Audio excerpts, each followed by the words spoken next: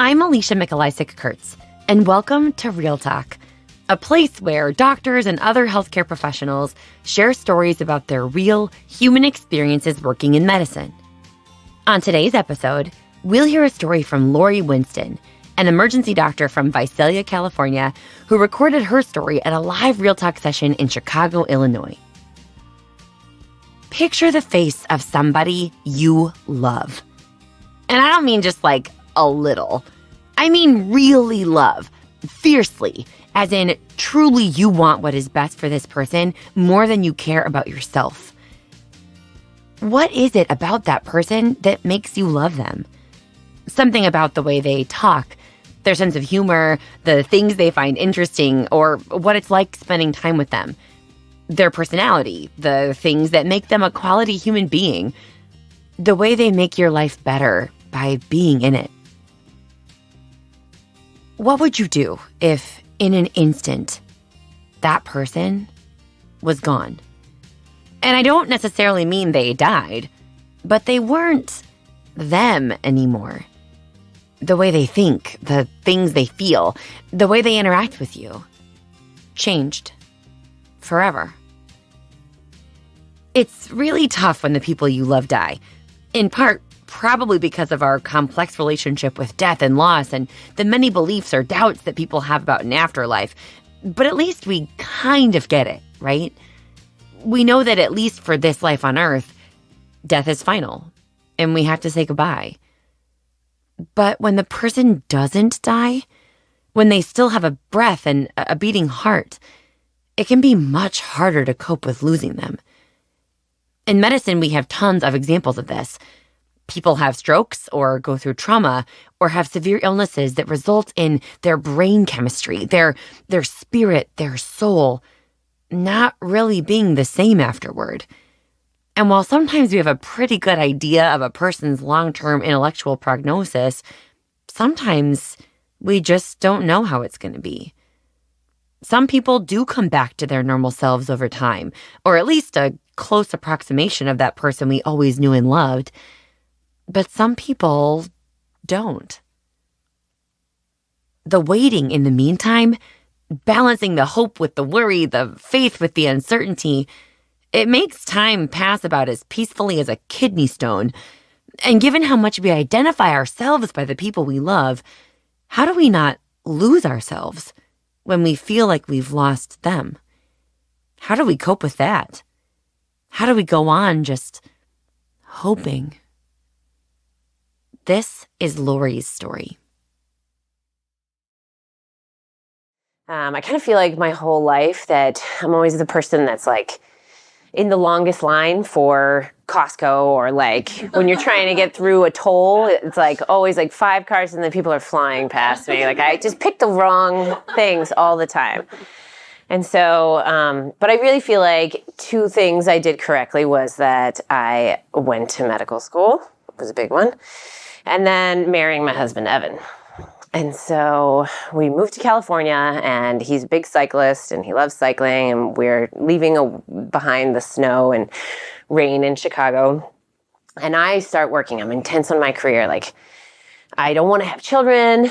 I am going to be the one that works now. And so he started cycling. He was like shrinking, like turning into like a little French person, where he would just like for miles and miles and miles, he would ride and ride and ride.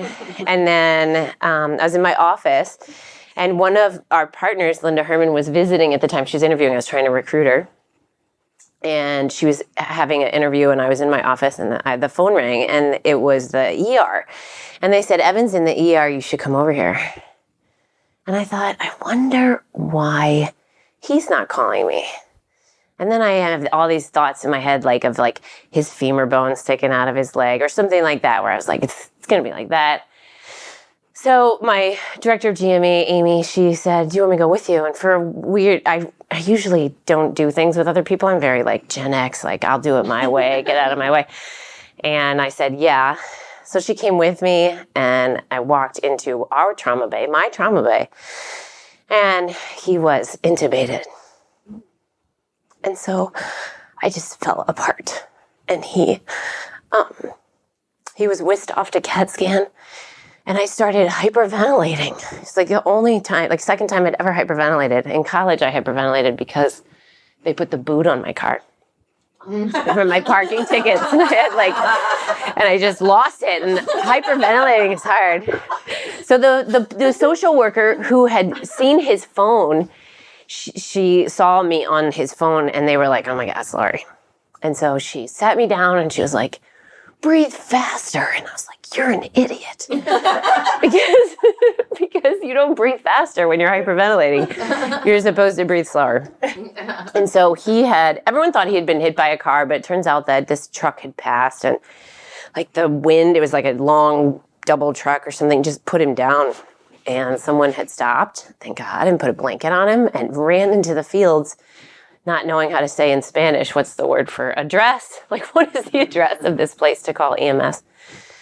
And so I did 2 medical things. I yelled at the pharmacist to give him like Cerabix because he was having like myoclonic jerks, which is a bad sign for a TBI. And then I suctioned that little thing around the ET tube, I don't know what I was doing. And then I got in the car. Someone drove me to the hospital because at that time we didn't have neurosurgery. He needed to go to Fresno. And then at Fresno, I just kind of hunkered down overnight. And they told me that he didn't need surgery, but I didn't see a neurosurgeon. So then at like 2 a.m, I was realizing like I need to know what we're going to do. And he was in a coma, like without any meds. Like I was living one of those like soap operas where the person's just like asleep and they're like, wake up, and he was just out. So he did have a subdural, and it was decided he didn't need surgery. But at 2 a.m, I was like, if he does need surgery, this is his only window. I need to talk to the neurosurgeon. And the nurse was like, we don't call the neurosurgeon at 2 a.m. And I was like, we are tonight.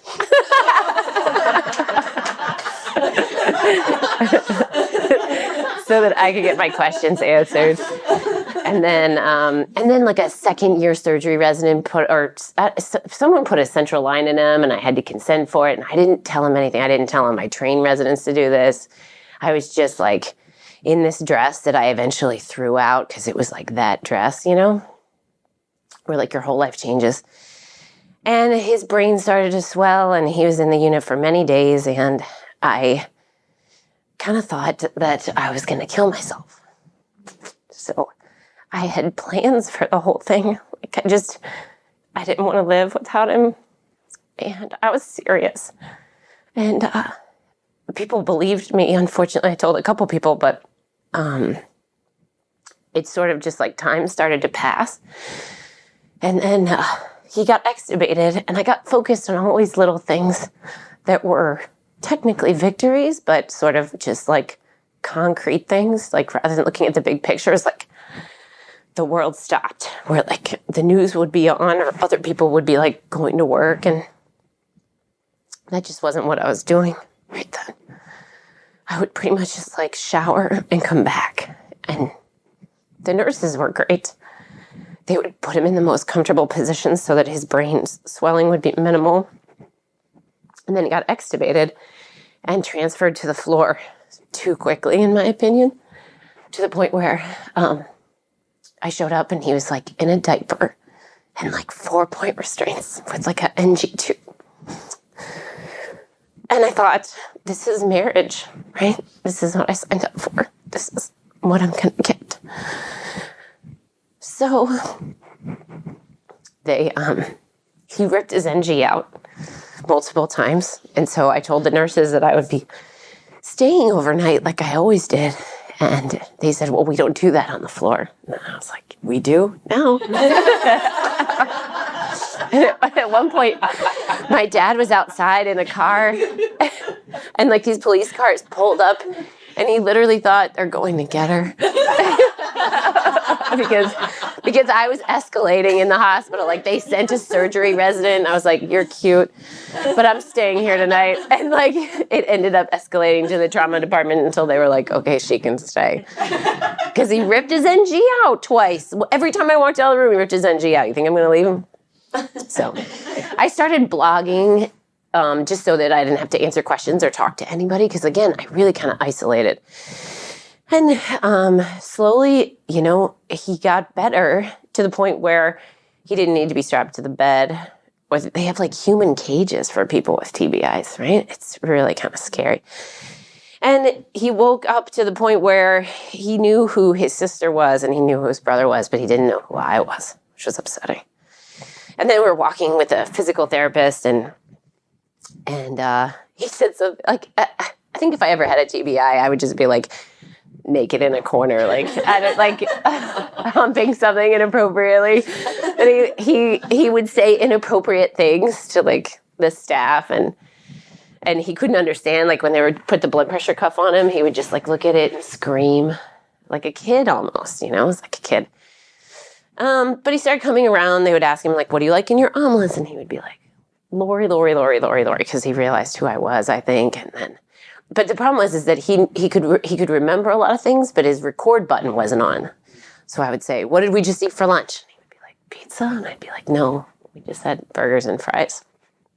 Also, the eating thing was a big deal where he wanted to drink so bad. He was so thirsty. And he could only swallow like nectar-thick liquids because swallowing is a complicated function. And so he nearly killed himself multiple times with swigs of soda. But so slowly, he got better and better. And it was interesting when he was in a coma, Linda Herman, who had been visiting, came up to me and she was like, very practical. Just like, Linda's like, get it done. And she was like, don't worry, Lori. We can still take his sperm and you can have a baby. And I was like, I'm not even thinking about that. I was like, that's not where I'm at right now. I was like, and so, I struggled with what kind of rehab he needed because no two injuries are the same. There's not a lot of research out there on what to do, but he eventually could walk and he could talk and he eventually knew what year it was. It's like a breakthrough. He also wanted to sell all of our things at one point and like do some crazy stuff. And he did a lot of sleeping, and I never worked for the whole month, and all my partners filled all of my shifts. I never came back from the hospital like that day for an entire month or so. And so then, after, I brought him home and he was getting better, but it's like, what part of someone do you love? It's really their brain. Like he could have had a heart transplant and it would still have been Evan, but he had a brain injury, so it wasn't him anymore. So I had a lot of PTSD, and I had to go to therapy for this person to teach me that I had some control over this, and that I was the one that had put him on the pedestal before the accident. And so I was the one that could decide, who he was and what I needed after. And so, after a year of a traumatic brain injury, you can drive and you can order at a restaurant, and people may not know you have a TBI, but you're not like Evan, So I stuck with it, but it was hard. And eventually, over the years, it finally got to the point where it was Evan. And I understand why a lot of people don't make it there. But I think that time makes everything better. And that I'm so lucky that eventually, I told myself that I wanted this to be like a coffee table story, that I wouldn't have to think about it every day or bring it up every day. And now it is. So it's nice. Yeah, he is the most amazing person. And he convinced me then that we should have kids, which was a good decision. I almost messed that up. You should have kids. You should have kids. I should have had more kids. And so, but I'm so grateful for what I have and that I stuck with it.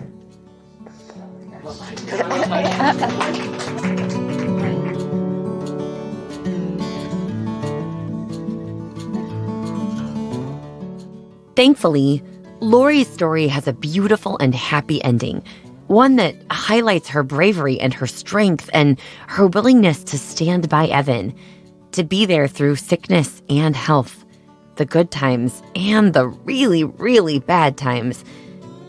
But not everyone's story has a happy ending. Sometimes people don't go back to being how they were before an illness or an injury. And we are forced to grieve their loss while getting to know their new persona. And nothing about that is easy. Have you ever lost a person that you cared about deeply? How do you cope with that? How do you find the balance between letting yourself love someone fiercely but without losing who you are wholly to that person or that relationship? How have you, or will you, find the strength to go on if that person, the way you know them now, is gone someday? How do we support those around us in medicine or otherwise who are going through this kind of loss or this kind of seemingly endless waiting, wondering if their loved one will wake up or come back or be the same? What can we do for them? Thank you to Lori Winston for sharing her story with us, to the team at Vituity for their support of this podcast, to Marco Gonzalez, our sound engineer, and to all of you for listening. I'm Alicia, and this is Real Talk.